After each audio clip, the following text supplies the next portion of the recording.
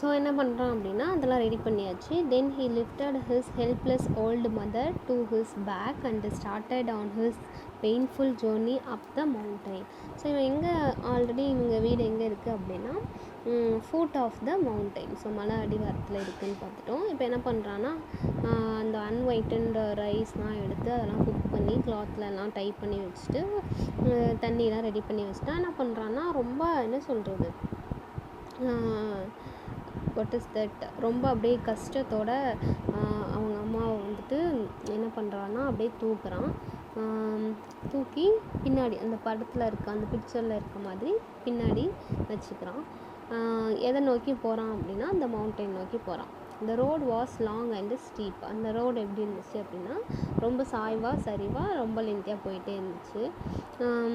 The narrow road was crossed and recrossed by many paths made by the hunters and woodcutters. So அந்த road எப்படின்னா குறுக்க நிறைய வழி போயிட்டு இருந்துச்சான். க்ராஸ் அப்படின்னா லைக் குறுக்க நிறைய வழி போயிட்டுருக்கு. எதனால் அப்படின்னா அப்போ வந்துட்டு நிறைய ஹண்டர்ஸ் அப்புறம் உட்கட்டர்ஸ்லாம் வந்துட்டு போகிறதுனால அந்த மாதிரி நிறைய தடம் உருவாகியிருக்கு.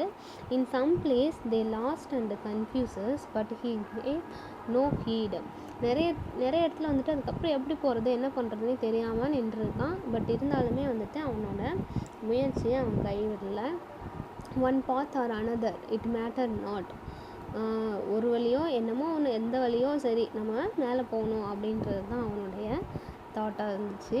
On he went climbing blindly upward ever upward towards the high bare summit of what is known as ஒபாஸ்டுசுமா,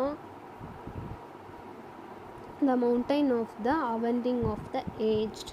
so என்னென்னா அவன் என்ன பண்ணுறான்னா அப்படியே மேலே போகிறான். அப்படியே கண்ணை மூடிட்டு மேலே ஏறுறான். மேலே ஏறி கடைசியில் எங்கே போயிட்டான் அப்படின்னா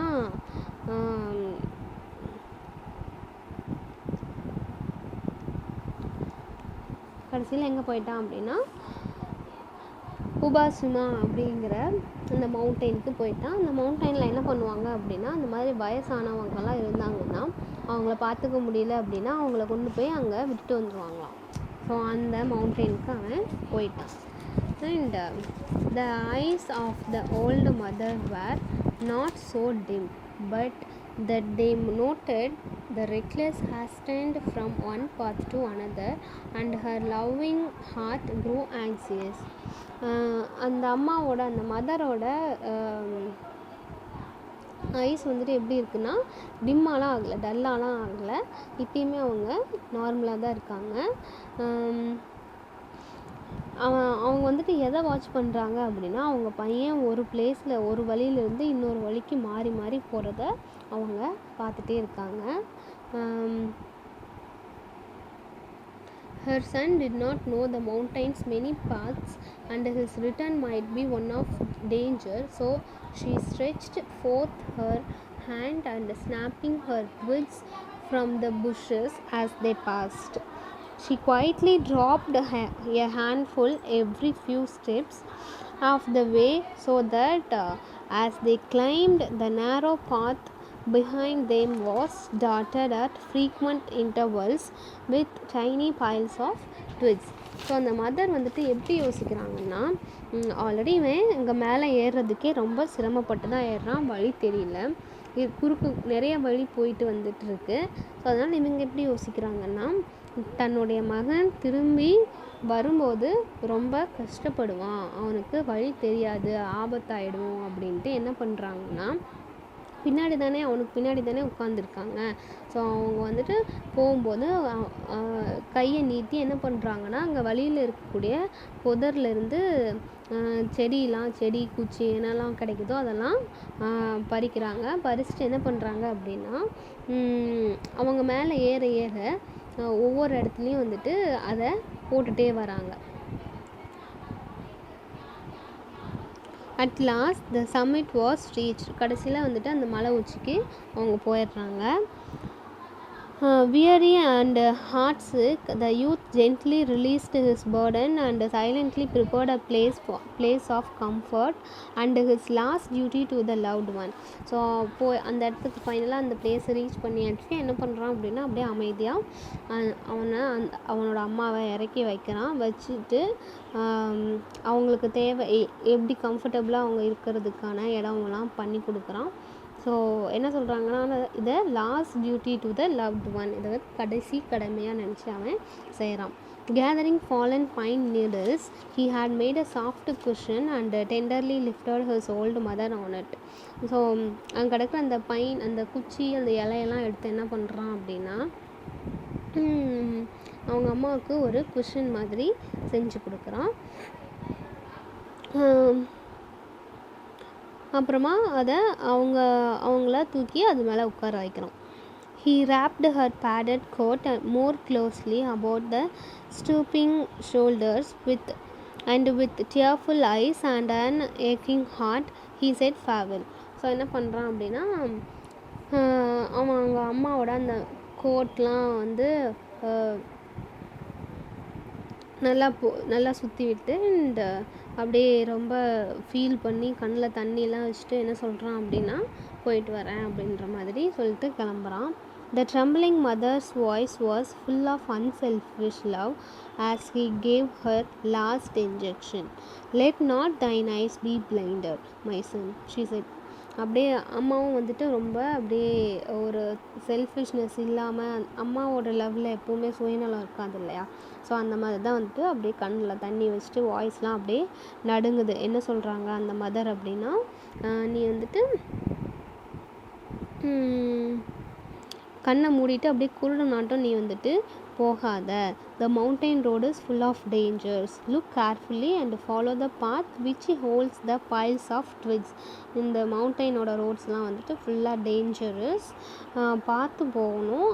அண்ட் நீ போகும்போது எதை வச்சுட்டே போகிற அப்படின்னா, எதை பார்த்துட்டே போகிற அப்படின்னா, அவங்க வரும்போது போட்டுகிட்டே வந்தாங்க இல்லையா நிறைய குச்சி இலையெல்லாம், ஸோ அதெல்லாம் அங்கே வழியில் இருக்கும், நீ அந்த வழியிலே போ அப்படின்றாங்க. They will guide you to the familiar path further down. அது வந்துட்டு நீ அதெல்லாம் ஃபாலோ பண்ணி போனீன்னா கீழே போகிறதுக்கான ஈஸியான வழியில் நீ போயிடலாம் அப்படின்றாங்க. The son's surprised eyes looked back over the path, then at the poor old shriveled hands all scratched and soiled by their work of love. So அவன் வந்துட்டு திரும்பி பார்க்குறான். அதே மாதிரியே அங்கங்கே என்ன பண்ணியிருக்காங்க அப்படின்னா, அந்த குச்சி இலையெல்லாம் போட்டிருக்காங்க. அதை பார்த்துட்டு அப்படியே அம்மாவை பார்க்குறான். அம்மா கையில் எப்படி இருக்குது, நிறைய அந்த முள் அந்த செடியெல்லாம் பிடுங்குனதுனால கையெல்லாம் வந்து ஸ்க்ராட்ச் ஆகியிருக்கு அண்ட் மண்ணாகியிருக்கு. அதெல்லாம் பார்க்குறான். His heart broken within bowing to the ground, he cried aloud, "Oh honorable mother, your kindness breaks my heart. I will not leave you. Together we will follow the path of twigs and together we will die." உடனே வந்துட்டு ரொம்ப feel ஆகிட்டு என்ன சொல்கிறான் அப்படின்னா, ஐயோ அம்மா, சத்தம் போட்டு கத்தி அலறான், அம்மா என்னால் உங்களை இங்கே விட்டுட்டு போக முடியாது, வாங்க நம்ம 2 பேருமே சேர்ந்து அந்த பாத்தை ஃபாலோ பண்ணி போகலாம், நம்ம அங்கே போய் 2 பேருமே செத்து போயிடலாம் அப்படின்ற மாதிரி சொல்கிறான். Once more he shouldered his burden. How light it seemed now, and hastened down the path through the shadows under the moonlight to the little hut in the valley. So மறுபடியும் என்ன பண்ணுறான் அப்படின்னா, அவங்க அம்மாவை தூக்கிட்டு அந்த வழியாகவே கீழே இறங்குறான் வேகமாக. அதுக்குள்ளே என்ன ஆயிடுச்சு அப்படின்னா, நைட் ஆகிடுச்சு. வந்துட்டு கரெக்டாக நைட் ஆகும்போதெல்லாம் அவன் எங்கே வந்துட்டான் அப்படின்னா, அவனுடைய வீட்டுக்கு வந்தாச்சு. Beneath the kitchen floor was a walled closet for food which was covered and hidden from view. So கிச்சனில் வந்துட்டு பக்கத்தில் என்ன இருக்குது அப்படின்னா, ஒரு சின்னதாக ஒரு கபோர்ட் மாதிரி இருக்குது. ஸோ அதை வந்துட்டு பார்த்தா அவ்வளோக்கும் தெரியாது அங்கே ஒரு கபோர்ட் இருக்குது அப்படிங்கிற மாதிரிலாம் தெரியாது. There the son hid his mother, supplying her with everything she needed, continually watching and fearing she would be discovered. So என்ன பண்ணுறான் அப்படின்னா அங்கே போய் அவங்க அம்மாவை மறைச்சி வச்சுட்டு அவங்க அம்மாவுக்கு தேவையான எல்லாமே பண்ணிகிட்டு இருக்கான். இருந்தாலுமே வந்துட்டு உள்ளுக்குள்ளே பயமாக இருக்குது, யாராவது பார்த்துருவாங்களா, கண்டுபிடிச்சிருவாங்களா அவங்க இங்கே இருக்கிறத அப்படின்ட்டு எல்லாமே அவங்க பண்ணிகிட்டு இருக்கான். Time passed and he was beginning to feel safe when again the governor sent forth heralds bearing an unreasonable order, seemingly as a boast of his power. His demand was that his subjects should present with a rope of ashes. So இந்த மாதிரி கொஞ்ச நாள் போனதுக்கப்புறமா என்ன ஆகுது அப்படின்னா மறுபடியும் வந்து ஒரு வாட் இஸ் தட் ஒரு ப்ரொக்ளமேஷன் வருது. என்ன அப்படின்னா வாட் இஸ் தட்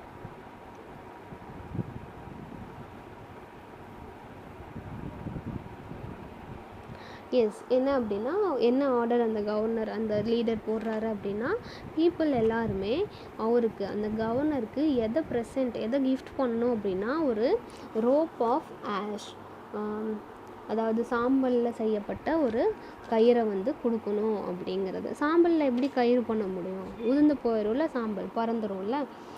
ஸோ அந்த மாதிரி ஒரு ரூல் வந்து கொண்டு வராரு கவர்னர். ஸோ கவர்னர் அப்படிங்கிறது இந்த டெஸ்போட்டிக் லீடர் எல்லாருமே ஒருத்தர் தான். ஸோ அடுத்தது என்ன நடக்குதுங்கிறத நெக்ஸ்ட் பார்ட்டில் பார்க்கலாம்.